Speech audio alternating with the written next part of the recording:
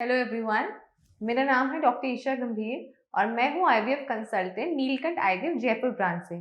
आज मैं आपसे बात करूँगी मोटापा यानी ओबेसिटी और जो फर्टिलिटी है वो कैसे आपस में रिलेटेड होते हैं। देखिए, आज के टाइम में क्योंकि हमारा लाइफस्टाइल इतना चेंज हो गया है, लोगों को बाहर खाना ज़्यादा पसंद आ रहा है, एक्सरसाइज करनी नहीं है, जो हमारे जॉब्स हैं वो अधिकतर सिटिंग जॉब्स हो चुके हैं जिसमें हमें ज़्यादा चलने का टाइम नहीं होता या मौका नहीं मिलता। तो ऐसे में जो समस्या सबसे ज़्यादा आज के लाइफस्टाइल में बढ़ रही है वो है मोटापे की समस्या। ठीक है? तो अब नेक्स्ट क्वेश्चन है कि मोटापा हम नापते कैसे हैं? इसको नापने का जो सबसे सरल तरीका है वो होता है बॉडी मास इंडेक्स यानी बीएमआई का, जिसमें हम पेशेंट का यानी महिला या पुरुष जो भी है उनका हम वेट चेक करते हैं केजीज में और हाइट चेक करते हैं मीटर स्क्वायर में, और एक जो ऑलरेडी डिसाइडेड फॉर्मूला है उससे उनका बीएमआई कैलकुलेट किया जाता है। उस बीएमआई की एक रेंज होती है जो कि होती है इंडियन सिनेरियो में 18 से लेके 23.9 तक। यदि वह 23.9 से ज़्यादा है तो हम उसको ओवरवेट बोलेंगे, और यदि वह 27 केजी पर मीटर स्क्वायर से ज़्यादा हो जाए तो इंडियन फीमेल्स में हम उसको बोलेंगे ओबेसिटी।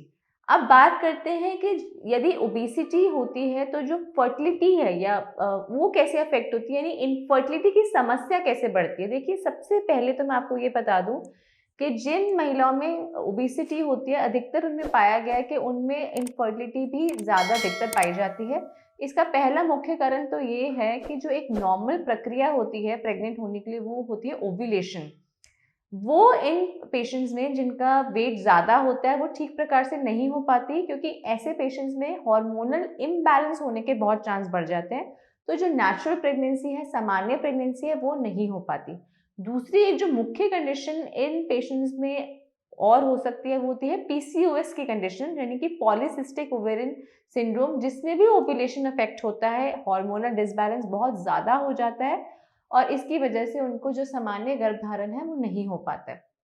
तीसरा ये होता है कि अन्य जो कोमॉर्बिडिटीज होती है जैसे कि डायबिटीज, हाइपरटेंशन, वो भी उन पेशेंट्स में ज़्यादा पाया गया है जिनमें मोटापे की समस्या होती है, और इसकी वजह से भी उनको जो फर्टिलिटी है या प्रेग्नेंट होने में उनको दिक्कत हो सकती है। और इसके अलावा एक और जो चीज़ मैंने देखी है हमारे आईवीएफ पेशेंट्स में भी, यदि मोटापा होता है तो अगर हम उन पेशेंट्स का आईवीएफ भी करते हैं इन सारी प्रॉब्लम्स की वजह से, तब भी उनको जो इंजेक्शंस है उनकी डोज ज़्यादा देनी पड़ती है, क्योंकि नॉर्मल डोज में उनको उतना रिस्पॉन्स नहीं मिलता है। तो यदि आप भी इस मोटापे की समस्या से जूझ रहे हैं तो मैं आपको यही सलाह दूंगी कि पहले तो आप कोई भी फर्टिलिटी ट्रीटमेंट स्टार्ट करने से पहले अपने वेट कंट्रोल कीजिए, अपने जो जीवन शैली लाइफस्टाइल है उसमें ऐसे चेंजेस लाइए जिससे कि आपका वेट कंट्रोल हो, वेट मैनेज हो, आपका बीएमआई जो है वो एक नॉर्मल रेंज में आए, और फिर आप इस ट्रीटमेंट को लीजिए। यदि आपको इसके बारे में कोई और अधिक जानकारी चाहिए तो आप नीचे दिए गए नंबर पर मुझसे संपर्क कर सकते हैं या फिर नीलकंठ आईवीएफ में आकर हमसे परामर्श ले सकते हैं। Thank you very much.